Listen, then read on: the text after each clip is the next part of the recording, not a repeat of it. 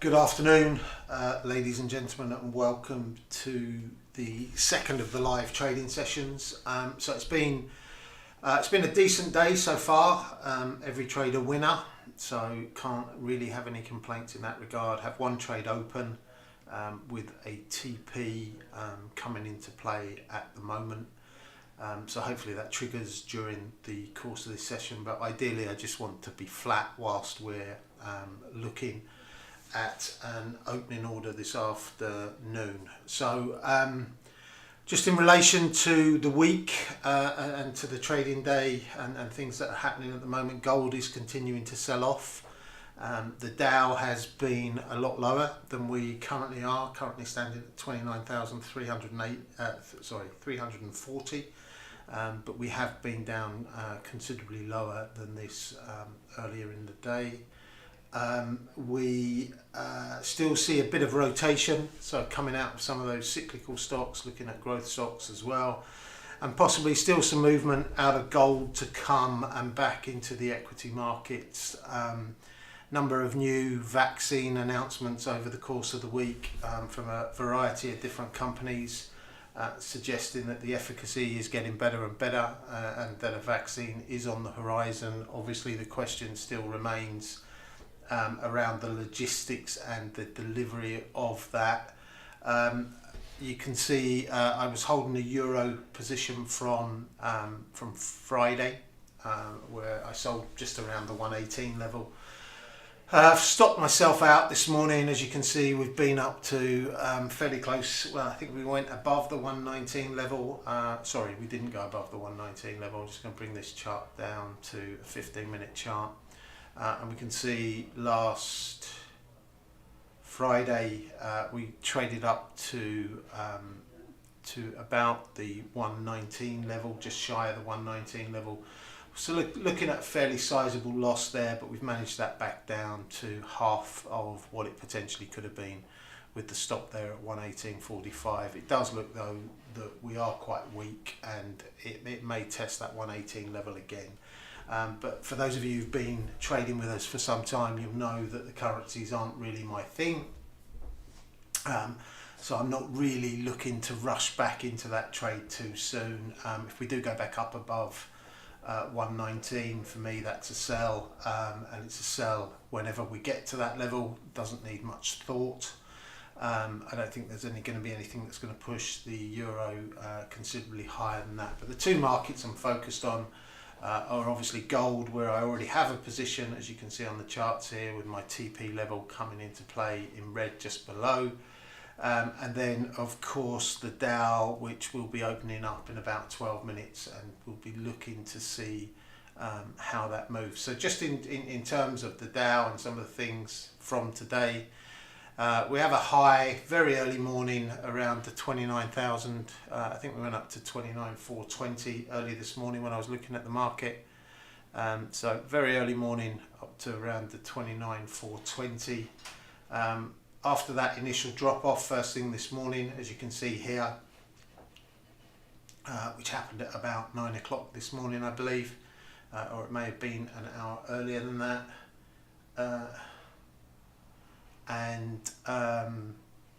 Then the majority of the trading has been below this line at 29,370, and as you can see on the downside, a low just below 29,190, but again the majority of that trading being probably around the 29,200 line. So this is the range. I can see one question there which I'll answer in a second. So we've been in this range for the majority of the day. We're obviously veering towards the upper end of that range as we speak. So we're currently trading 29,330, with the upper level being around the 29,370 level. So we'll come back to this in a few minutes. We've just charted that up. We'll have a look just based on where the future goes from now. So we've got 10 minutes left to the open, 29,330. Just going to monitor it for the next 10 minutes and look to see which way we move, and develop a bit of a bias for the opening and for that first 5 minutes of trading. So you can see there, hopefully in the next couple of minutes, the TP in the or in the next few seconds, the TP in gold will be taken out. We're currently pretty much just on it at this particular point. And there we go, we've just gone through that TP level. So the gold trade, 22 pips worth of profit, has gone off the board. So there's no trades open at this time. We're just looking now for the opening of the US markets. We're just going to bring up, just take that back to the main screen, and not much movement in the Dow, as you can see there. Just results for the week, just talk about this for a couple of seconds. Sorry, there is a question in there from Mark. It's not a Dow Jones question, but do you ever trade the FTSE? If not, why not? It's quite a simple answer, Mark. It's not volatile enough for me. It's a market that were I to trade, I'd probably trade in more size, and the lack of volatility really is the thing that disinterests me. The Dow and the DAX have far bigger expansive movements on a daily basis, and that gives you more potential. I think for people who want to trade on a slightly safer market, the FTSE is where I would or the FTSE or the S&P is where I would direct them to. With the DAX and with the Dow, they only have 30 constituent stocks, so one stock can have an exaggerated impact on what the market is doing. Obviously the FTSE is broader, the S&P is broader still, so if you're looking for a slower moving market with a bit more offset within it, then those are the two markets that I would direct you to. It just doesn't suit me from a trading style, if that makes sense. I'm looking for short-term trades that I can get into and out of, hopefully catch a movement from time to time, and I would describe the FTSE as the grandfather that's moving along, but some way in the distance. It's a little bit slower, it's a little bit more mundane, it's a little bit more laboured, and for that reason it doesn't really interest me. Trying to think of how many times I've traded it over the last 5 years, and I think the answer is probably no more than 2 or 3 times, and those would have been Brexit or election related decisions, and probably I'm guessing not overly successful. I think one of the other things that is always important is that you keep in tune with the market that you're trading. So the closer you can be to it, the more often that you're trading it, I think the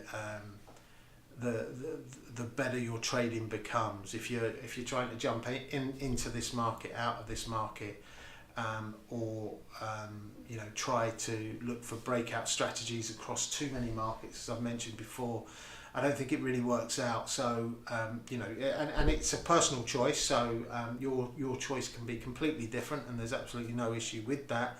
But if you prefer to trade the FTSE and you're happier with the way it moves, and you're probably looking 50-60 pips movement over the course of the day, then you can probably place some longer term trades as well that are more directional and have more technical analysis to them. But it's just a personal preference, really, is the answer, and I don't see me switching that anytime soon. So Chris is, when do you plot your support and resistance, Nick? What time frame do you base them on? Again, it's I think I've mentioned this a few times over the last few weeks. I look at support and resistance first thing in the morning. I'll start off with a 4 hourly chart. Sometimes I will go back to a daily chart, and then work my way through the time frames until I end back up at the 15-minute time frame. From there, that enables me to help develop my bias in terms of where we are trading, whether we're close to resistance or support, and how strong I think those support and resistance levels are going to be. Are they around a key number, or is there something else that's going to harbour a bit of support or resistance around those levels as well? And then from there, with that bias, I'm trading, or I'm more focused, and I know I've mentioned this a few times over the last week, last few weeks. I'm more focused on the time of day rather than where my support and resistance lines are. So as you'll have seen this morning, I probably traded 4 or 5 times before 8 o'clock in the morning. And it's that time of day that I want to trade and take advantage of those quick moves around the opening bell. And hopefully, although this is usually the way that you shoot yourself in the foot, hopefully we'll see one of those again this afternoon. So Andrew's asking, the trades that were carried from last week, do you record those results in last week's sheet, or will you be adding them into this week's? The trades from last week, Andrew, will be added back into last week's. They were marked to market anyway on Friday, so they were marked to the level at that point. So it will be marked back. Well, there are 2 ways that you can handle it. You can either bring them into this week's and mark them from that level to the level that you closed at, which wouldn't have had a great deal of impact, or you can just update last week. So we will update last week's for you and send that out over the course of the next few days. So just looking back at the trades for this week, and a couple of nasty stops on Monday in gold. One in the Dow, also a couple of nasty stops again on Tuesday. So had the stops been a bit tighter, been a bit more ruthless around those stop levels, the 312 pips of profit that we see this week could have been considerably bigger. I certainly was a bit quicker to pull the trigger yesterday when the market started to come back in my favour. That obviously worked against me yesterday, as I was short the market, and the market fell away quite aggressively over that period, or over the latter part of the period. So you can see here gold has continued to trade off. I think I bought back there at about 1857 and a bit. We've dropped a little bit below that. Still seeing a bit of weakness here in the Dow, trading 29310. So we're off about 20 points since we first started to look at it. We're 2 minutes away from the opening bell, and the key area that we're looking at is this first 5 minutes of trading. There is a small chance that we pop back up a few points prior to the opening, or the level that we're going to trade off is around here. But the key is that first 5 minutes of trading, remember. I'm not looking to hold the position for any longer than that. We're still slightly towards the upper end of the range that we've seen today. Fairly big drop off here. We have rallied back up to it and resisted that level. Got about a minute left to the open, so the buyers and sellers are coming in. The orders are hitting the order books in the US, and we're due to open up in 30 seconds or so. So I think today, as opposed to what I did last week, is we'll look for a trade fairly quickly after the open. So we'll see if we jump a little bit higher, or whether we open down from this point. So 29,311, 310 is where we currently are, and the bell will be ready to go fairly quickly.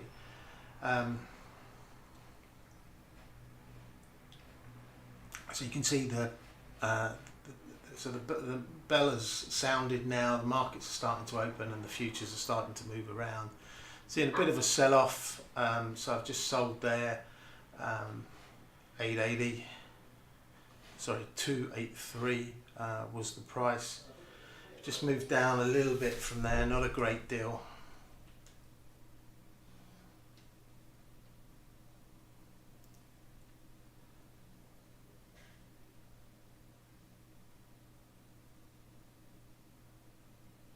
So I'm going to do this on my phone just because it's a little bit easier. Bit early again there today, as you can see. I bought back, I think, at 60. currently trading at 50. So a nice little 20 pip movement, first 10-15 seconds of trading, and now we can look and see how we develop from here. So you know, very swift in and out. Now, one of the movements, obviously I've been watching the opening bell a lot during the course of this week, and the tendency has been for us to sell off from the opening bell, so from 2:30 onwards. And as you can see here, had you stayed in that trade a little bit longer, I think what I'm trying to do here is to show you the trade and to show you how it moves. But were you still in that trade now, you're looking at 50 pips, and had you sold as we sat first, as when we sat down first thing at 29,330, you'd be looking at somewhere between 80 and 100 pips worth of a profit, and that's literally in the first 20-30 seconds of trading. And all it is those 30 stocks are opening. Some of them maybe sellers only, and they're waiting for a bid to come in and hit a matching price, and so you get this instant juxtaposition that occurs, and as the stocks start to open and remain open and trading, you do see a bit of support start to come in. So we've seen a bit of a correction over the last couple of days, and here we are down at 29,200. Second line that I draw there, that's or I drew there earlier. We've seen the majority of trading's been above that line. We're moving down towards the lower part of the range that we've seen today. 130 pips worth of a profit if you're in that trade and staying in that trade, and you know, a little bit more patience on my behalf.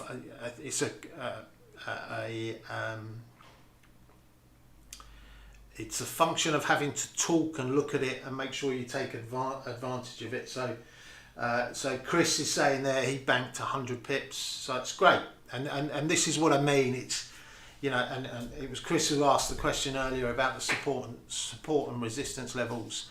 It's not so much about the support and resistance. It's this 5 minutes worth of trading that I want to do, and it's fairly similar. It's not exactly similar around the opening bell in Europe. You do often see that the DAX has a nice 50-60 pip movement around the opening level first thing in the morning. The cautionary note, and you can see that we're jumping around a little bit now, it is this is a minute chart that I've got open, so it is going to be exaggerated somewhat.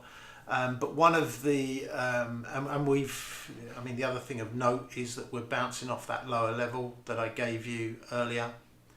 Let me just put the crosshairs back on here. So you see the lower line that we drew in just before we started to trade here. We have bounced off of that level. Opportunity, I suppose, for you to buy around here. Could have even got in on the first line and still been in profit, but we're veering back up at this particular point. And now you get, after this first 5 minutes, you start to get into more of a trend trade in terms of whether the market's going up or down. You've had that initial juxtaposition around the open, you've taken your profit, and you can move on from there. And so similar around the European Open, you don't see quite the amount of movement, but you do see a decent amount of movement, and that's why you see my trades are very much centered around those two opening bells, both Europe and then the US or the New York opening bell. So good success for one or two of you, I believe.